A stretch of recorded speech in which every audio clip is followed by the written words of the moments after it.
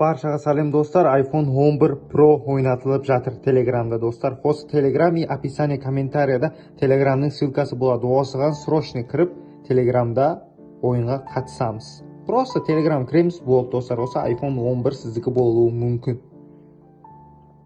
Barşaga salom dostlar. Sizlerмен sport жаңалықтар басталды. Британия чемпионы Жәнібекке лайықты қарсыласпен жекпе-жек ұсынылды. Қазақстандық боксшы Жәнібек Әлемханұлына британиялық Нейтан Хинмен жекпе-жек ұсынылды.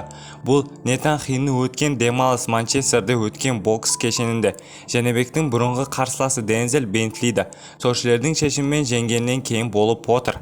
Бокс туралы жазатын Boxing Waffle әті Twitter желісінде аккаунт авторы Жәнібек пен Хиннің жекпе-жегін Stoke-on-Trent Англия қаласында өткізуді ұсынып отыр.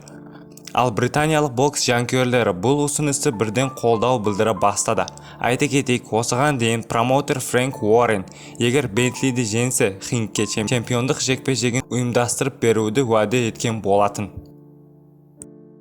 Астанадағы Спартакиадың ең мықты боксшысы анықталды. Астанада бокста республикалық виз Спартакиясы аяқталды.